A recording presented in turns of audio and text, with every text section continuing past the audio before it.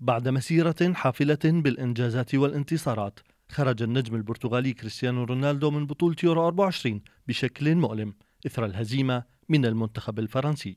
المباراة التي شهدت أداء مثيرا وحافلا بالتوتر انتهت بخسارة البرتغال وتوديعها للبطولة، مما ترك رونالدو وزملائه في حالة من الحزن والإحباط.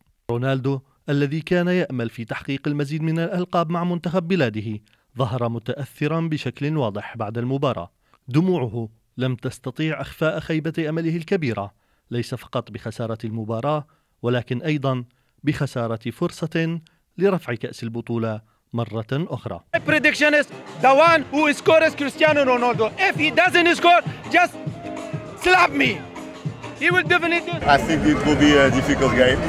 Turkey has very good players, and I think Portugal played us last time.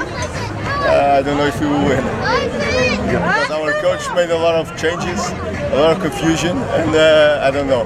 Let's see. It will be a difficult game for sure. كريستيانو رونالدو أو الدون أحد أعظم لاعبي كرة القدم في التاريخ، حقق العديد من الإنجازات البارزة في بطولة كأس الأمم الأوروبية. منذ مشاركته الأولى في البطولة ترك رونالدو بصمته في تاريخ اليورو بأدائه المتميز وأهدافه الحاسمة.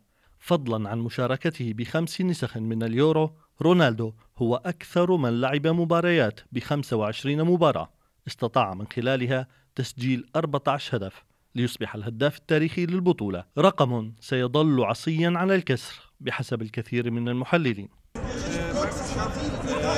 Fängt seit kurzem in Deutschland. Das freut mich, dass viele Leute von europäischen Ländern hier kommen und auch ich sie sehen und kennenlernen darf. Das ist auch ein cooler Typ. Ich glaube, dass das bringt viele Vorteile für Deutschland und die deutsche Leute. Egal ob von welchem Land, dass die Leute hier sind, ist einfach so cool. Ja, ich glaube so. So I think it's really good.